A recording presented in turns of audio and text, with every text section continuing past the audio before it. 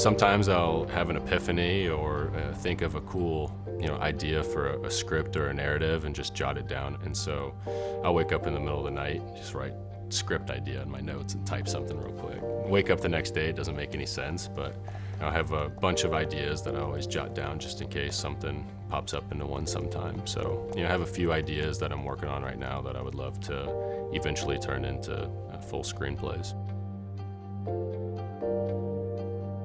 I've always loved hearing stories told, watching movies. I think a big part of that comes from my dad telling me stories growing up, before bed. He'd sit in me and my brother's room and just make up some elaborate story, and he was so good at it. I always thought that it was a true gift, and to be able to do that and to develop it into something that other people can watch and enjoy, it was really special.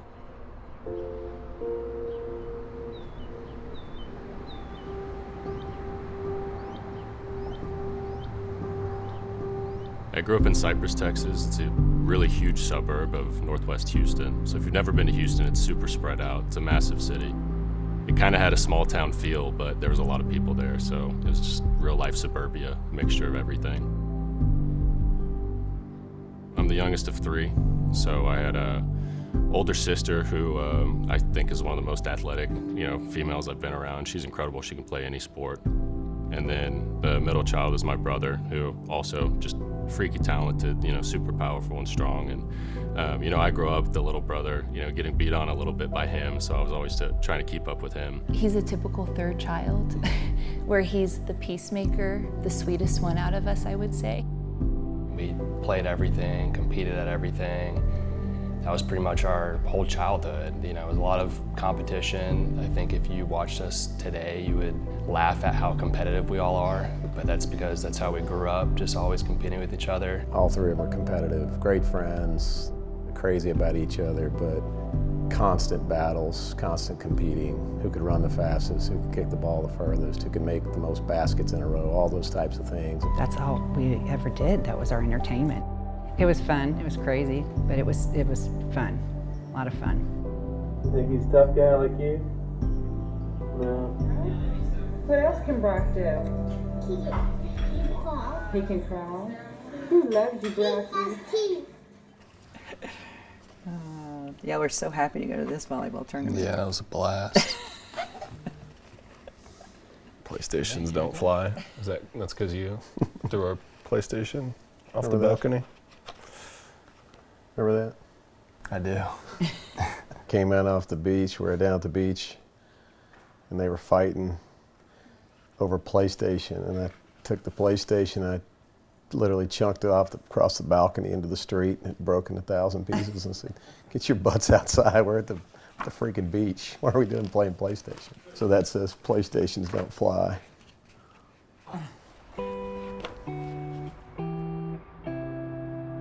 We played every sport growing up, but I always, my entire life, wanted to be a football player. I thought it was the coolest thing in the world, and having my dad and older brother as role models who did that, that's what I wanted to do. I started playing tackle football in the 4th grade, which I joke about is kind of late in Texas when I was growing up. They try and get you early. So I started on a football team that my dad coached, and fell in love with it immediately. It's crazy how serious that game is here at that level. And he was a running back and linebacker, and size-wise, he was just born with muscles. He was a big kid. We had a lot of fun. You could always tell, Little League football, you knew he was different. So I would definitely say, around that time, we knew had a bright future in all this. I don't know, I loved everything about it. I loved getting the ball, running, loved trying to make tackles, and just being out there with your buddies and competing. I don't know, it was just so much fun. I was probably 9th grade, went to watch his first scrimmage that spring. He looked really good, but we got in the truck, and this is probably the last time I ever gave him any instruction about football. And I said, Brock, you did everything right, but you're not special. And if you want to be special, you need to finish blocks. You need to feel the air come out of them. When you catch a ball, you cannot be tackled. You've got to score. If you want to be average, just do what you're doing. And if you want to be special, you need to go to the next level. So a week later, they had another scrimmage, and he is literally knocking people into Gatorade buckets on the side of the field. At that point, I knew if he really wants to apply himself, he can probably do whatever he wants to do and actually be really special.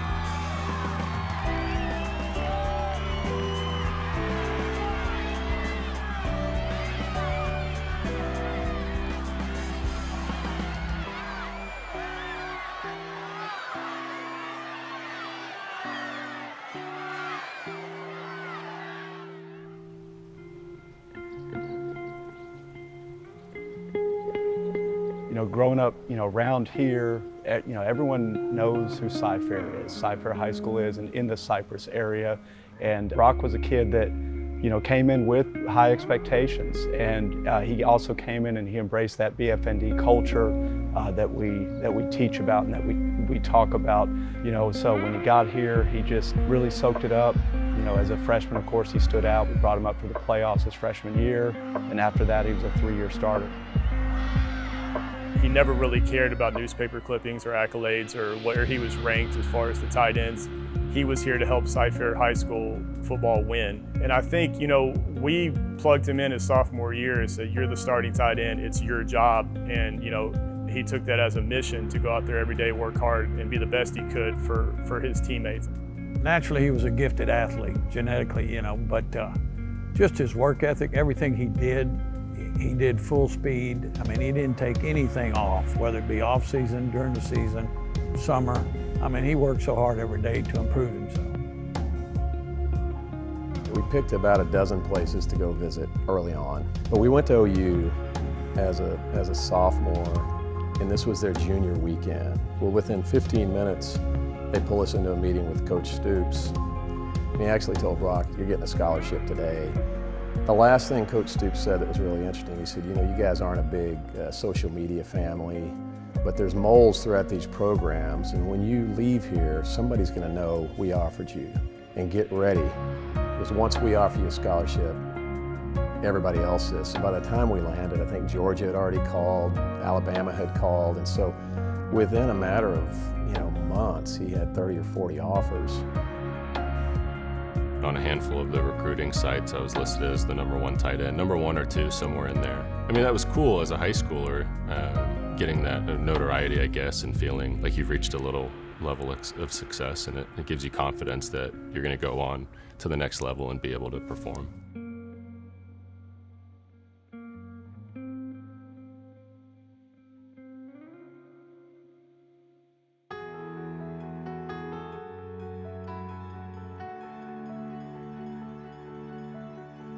I decided early on, as the summer after my sophomore season, I was just really looking at all my options, and I knew that Notre Dame was really the place I wanted to be from the beginning of the process. Nowhere else really compared to it. So I had a long talk with my family, thought about it a lot, long talk with my older brother, and he just told me that I had the opportunity to go to my dream school, and I might as well make the most of that. Well, do you remember the day he chose Notre Dame? We were all at the kitchen table.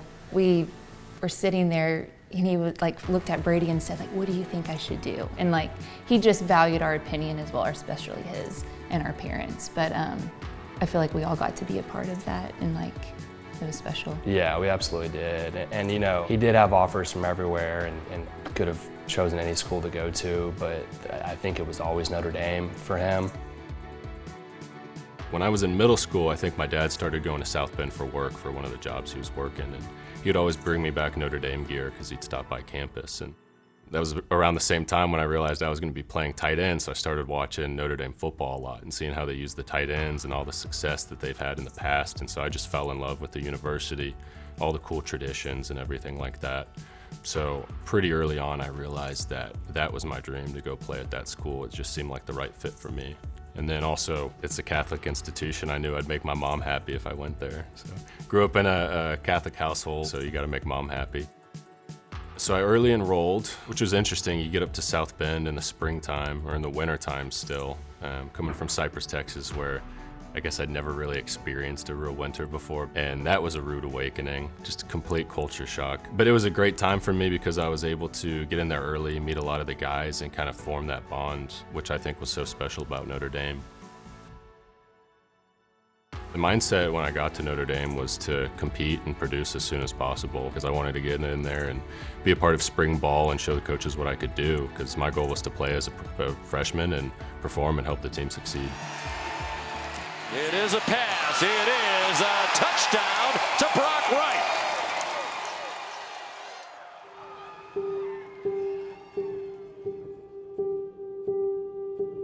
Yeah, I'd say it's interesting because, I did start playing as a freshman. I would get in there a lot at fullback or in special teams just to contribute in different ways, and it seemed like it ended up kind of being a slower progression than I had hoped for. You think you kind of ease into it, start getting more snaps, start producing more, but it kind of felt stagnant a little bit for a couple years there.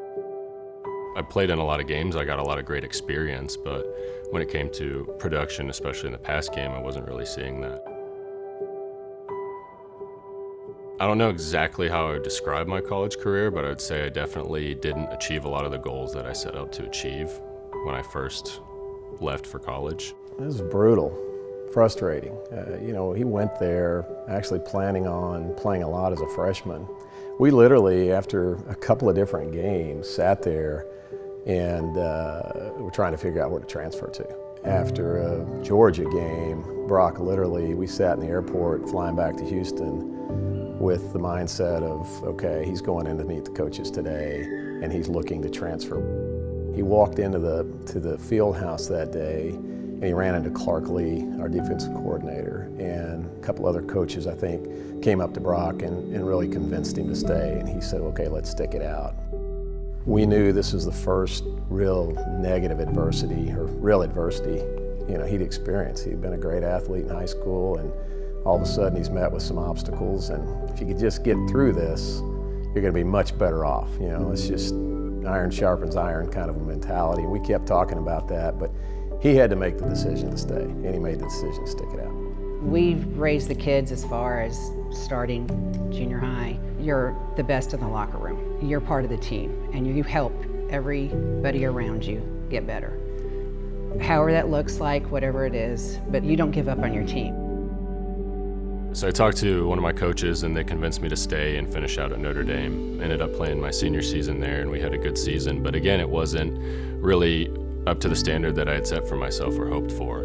And so we get to that point, and that was the COVID year, and I was looking at options, and I ended up having the option to have a COVID fifth year. I had to make the decision of, okay, well, do I stay at Notre Dame one more season and play here and hope for the best? Do I transfer and go to a different school and hope to have some production somewhere else that helps me get on a draft board somewhere? Or do I take my chances and try and make it in the NFL as it is? The doubt that sets in, it gets to a point of, do you believe in yourself to go perform at the next level and be successful? To be completely honest, I was in a space where I wasn't super confident in myself at the time.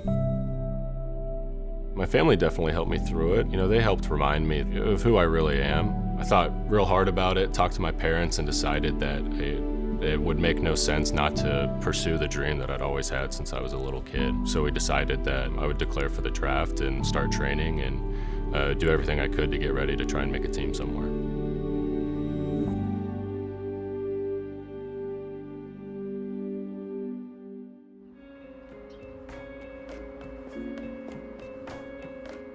Going into the season, it had always been my plan to finish up school and then get ready for the NFL. That was always my goal, coming here, graduate, and then go play at the next level. So I've got a chip on my shoulder, and I'm looking forward to proving myself and helping out whatever NFL team wants to take me.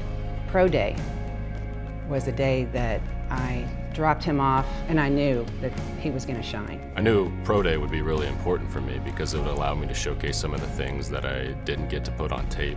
So I trained really hard for that, trained for interviews, and when Pro Day came around, I think I did a pretty good job performing.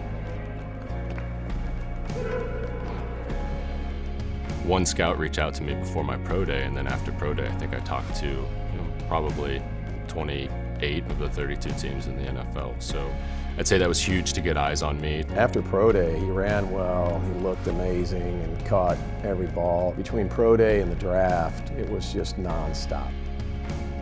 Growing up, you kind of envision yourself on draft day and what it would look like and the excitement behind it. And it's funny because none of that is how it ended up being. For me, it was more, we're hoping that a team is going to pick me up. We heard, maybe anywhere from 5th to 7th round if I'm lucky. But in my mind, I'm telling myself, you got to be ready to go undrafted and sign as an undrafted free agent somewhere, and then you got to go in and bust your butt and try and make a team somewhere. It was funny. My dad had a little notebook out, and every time a tight end got drafted, he would write it down, who it was and what team picked him, and him and the agent were talking, and what could be a possibility based on that. In the middle of the 4th round, I got a call from an old friend and teammate, Anthony Lynn, who was the OC at Detroit. He basically said, hey Lynn, we haven't caught up in a long time.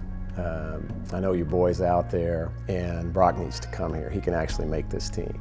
And he said, and our head man's gonna love him.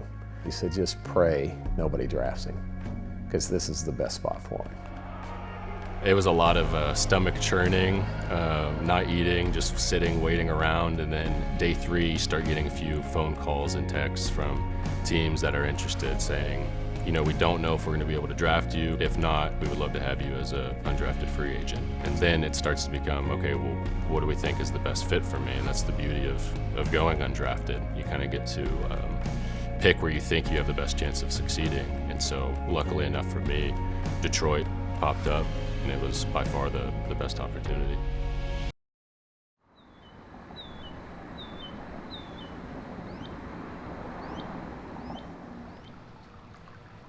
Sit right here. Oh, perfect. That's good. Oh, good boy. Good boy. The only thing is he doesn't feel soft with this haircut. Feels like kind of like when you get a haircut. Yeah. A couple weeks. By the time we're back in Michigan, grow. it'll be. Yeah. Brock's a very proud Texan, but how has it been becoming more of like a Michigander the past couple of years? I think it's kind of wild because I didn't really have any expectations of how long I was going to be in Detroit when I first got up there. So looking back on it now, this will be year 5, and it almost seems like more home at this point than anywhere else. It's so exciting seeing him living out his dream. But yeah, obviously I'm just so proud of him. He hangs his head low and he cares so much about the team and so much about performing well. And like I said, being able to watch him live out his dream is just like, you can't top that. The mindset when you get here is just do everything you can to make an impact, to show that you belong. I think the best advice I got early on was to just instill trust in you from the coaches. So I just spent every single day studying until bedtime, nonstop, just trying to learn every single part of the playbook, every single position. Because when you come in as a rookie, especially an undrafted guy, you're not really expected to play right away. The most important thing is to show that you kind of understand the concepts, you know where to be, when to be there, and then when it comes to technique and all of those things, that they're able to get you right as long as you're in the right spot. I don't know, what their initial plans were for me, but I think they definitely saw that they could develop me into something. I felt like I did pretty well in camp, made some plays, and improved a lot, which I thought was the most important thing. And then cuts come around and you're hopeful, but you know that there's always a chance that you're going to be on the chopping block. And so I ended up getting cut, but then asked to come back on practice squad, which I thought was honestly, it was a huge success. I just wanted to stick around and be part of the organization. In that meeting when I was cut, I sat there with Coach Campbell and Brad Holmes, and they told me that, you're going to be on practice squad, but don't think you're going to be on practice squad for long. You're going to play for us this year. And so I think that was a huge confidence boost to me, knowing that they believed in me and they knew that they had plans for me. So 6 weeks later, Jason Kabenda was out for a game. So they pulled me up to play fullback and special teams in his place. We're down in Los Angeles, and that was my first NFL game. He calls us and says, okay, I'm getting pulled up. We flew out to California, and he wasn't sure if he was going to get to play much or not, and ended up playing a lot. But I think a cool story, he was walking out of the tunnel, and Dan Campbell walked up to him, put his arm around him, and said, are you nervous? He said, yeah, I'm really nervous. And Dan said something to the effect of, you've played in a lot bigger games than this. Don't worry about it. And that, put his arm around him. And I think that was one of those cool coach-player moments. But, going from undrafted to making a squad to getting on the field to now you got to really step up and play. And he probably wasn't ready for that, but did his best. And, here we are. One of the biggest pieces of advice I ever got in my career, I was sitting up in the special teams room with Shane Zylstra and Coach Phipp. Coach Phipp told us, hey guys, at some point you're gonna get an opportunity and you have to make the most of that opportunity. And if you do, then it will change the trajectory of your career. Then you're gonna get more opportunities. And if you don't, then it could be over for you. So you have to capitalize and make the most of that. So I always had that in my mind, and I'm grateful to him and his coaching for helping me see that and prepare for that. And so when I had the chance to go play, I was not going to miss that opportunity and throw away that chance. I'm gonna do everything I can to keep this job. Brock Wright. Goff takes, turns, wants to throw off the play action fake, does, deep middle, caught, end zone, touchdown Detroit Lions. Brock Wright, hey, rookie, that's big time stuff. Goff leans in, takes the snap on first down, gives to Jamal. That's a reverse. Back to Goff, who's going to throw. Does right side. Brock Wright inside the 15. 10-5. Dives. End zone. Touchdown, Detroit Lions. Goff's going to throw it. Back and looking. Throws wide open left side. Brock Wright with it to the 30. Brock Wright 25. Brock Wright 20. Comes back at the 10. To the 5. Yes. To the end zone. Touchdown, Detroit Lions. Oh, my. 51 yards. Goff to Brock Wright. And the Lions are back in front. Brock Wright. Yes. Brock Wright. Put the team on his back, boy. Yeah. Boy, put the team on his back. Go ahead. Some of that early on success was big for my confidence, but it also gave me the motivation to continue to improve, to get to do more of those types of things.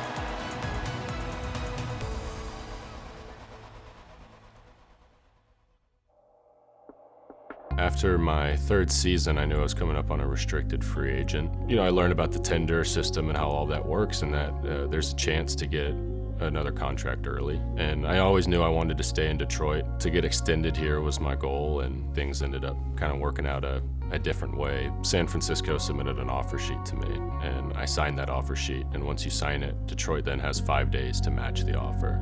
And so at that point, you're kind of sitting in limbo, just waiting for a call to see what happens. If not, you know, do we wait up to the deadline? So it was a long 5 days, and I think 2 hours before the deadline, on the 5th day, I get a call from Coach Gamble and Brad, and they tell me that they've matched the offer and I get to stay. And it's funny because then when I got back up here to Detroit, you know, one of them had said, oh, we knew right away that we were gonna match. We just kind of had to let you sweat it out a little bit. So I was just blessed that I got to stay here. We were taking him to the airport after he had signed his contract, you know, the second time, and I said, how you feeling? And he said, you know, for the first time, I am so excited about going to work on my game and becoming a better player instead of worrying about a mistake or something that could just, you know, send you down. I mean, it's that competitive at that level. And so I think that gave him, for the first time since probably high school, the confidence he needed to actually continue to get better. And I think we'll continue to see that. Jared throws, end zone wide open. Touchdown, Detroit Lions. Brock Wright. Who? Brock Wright. Yeah. Once I got that contract, I was extremely happy about it. But at the same time, you sign that, and in my mind, it's not, you know, okay, I've made it. Now it's, okay, this team really believes in me. I got to do everything in my power to, you know, help the team win even more. He's done it all. He's done it. And just, I mean, as a parent, that's all you want is your kids happy and healthy.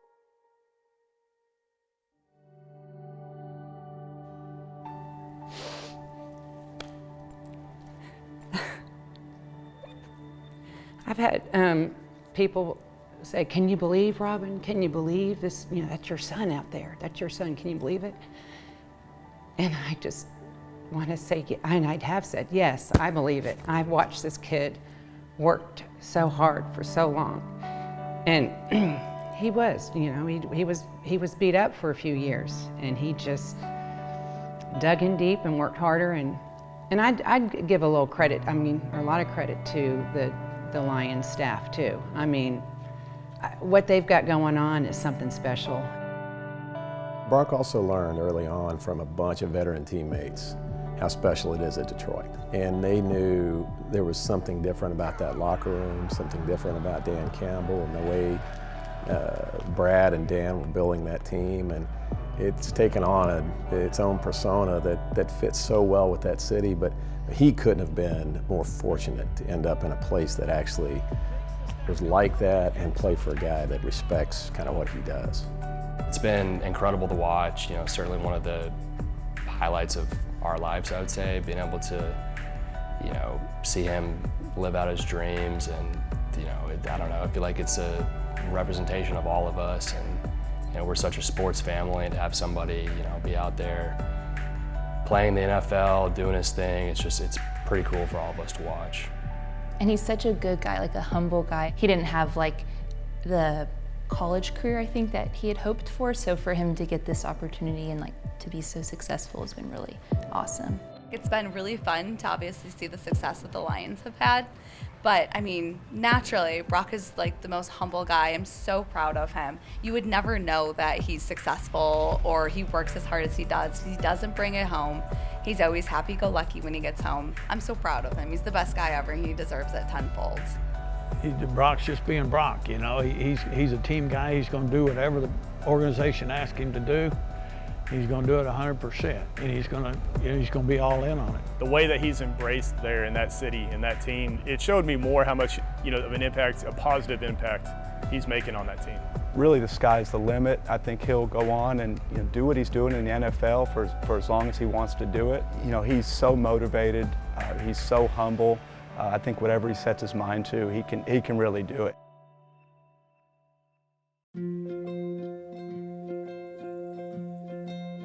I always thought that maybe after football I could somehow get into the film industry, direct or write or produce, things of that nature. I don't know why I've always been interested in it, but I have. I love going to the movies. Nothing better than laying back in a movie with popcorn and an icy and just watching, some story get played out on screen. So I always think that could be an opportunity for me after football. If I had to describe my career in a synopsis, I guess it would just follow my path of, starting as a young kid with the dreams of playing in the NFL to getting to points in his career where it might have seemed possible and then not possible anymore, and then getting opportunities to achieve that goal. Is that how you would write it? Yeah, that's exactly how I would have written it. I mean, you could be disappointed or bitter in things that happened in the past, but if they didn't, then I wouldn't be who I am now.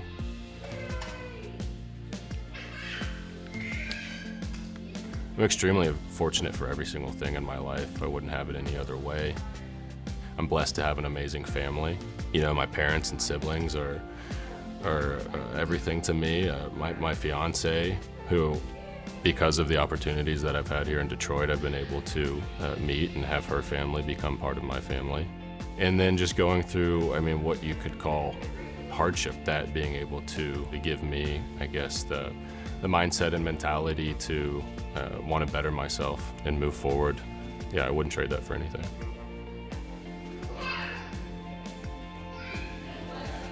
I am Brock Wright.